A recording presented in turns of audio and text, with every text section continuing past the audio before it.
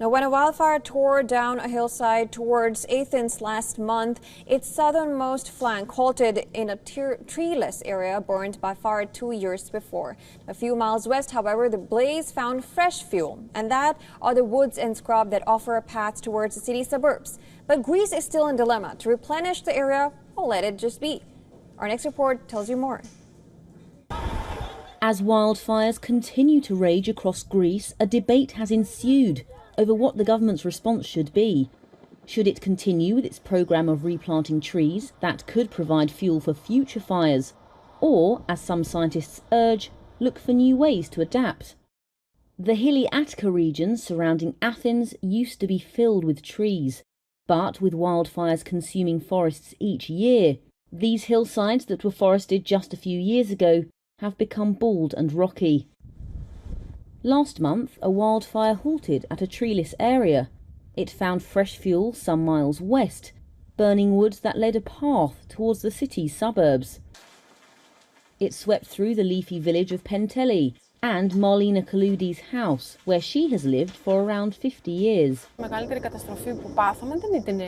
The biggest disaster that happened is not our house. This can be restored in one way or another. It is those trees that were here before us, and we hoped and prayed would continue to be here after us. This devastation is a familiar sight in Greece and across the Mediterranean region, where fires have become more frequent and fierce. This has been driven by higher temperatures and drier conditions that scientists link to climate change. And for the Attica region, national data has shown over 60% of broadleafed forest and 41% of coniferous forest has been burned and has not fully regrown.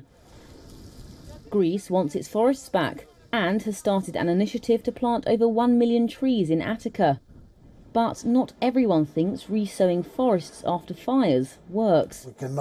Meteorologist Theodore Giannaros says that the answer is to plant less flammable vegetation, like grass, instead. I would say that we need to seriously focus on how to restore the landscape, but in a way not just planting trees or forests, but in a way that it will be more viable in the future and more resilient towards other natural disasters. For Kaloudi, though, it's an obvious choice. After the last fire, which went on to smother the city's northern suburbs, her neighbours asked her to cut down the remaining trees in her garden.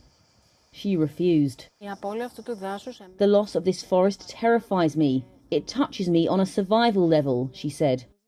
She added that what scares her is the fact that some want to cut down the trees that are left.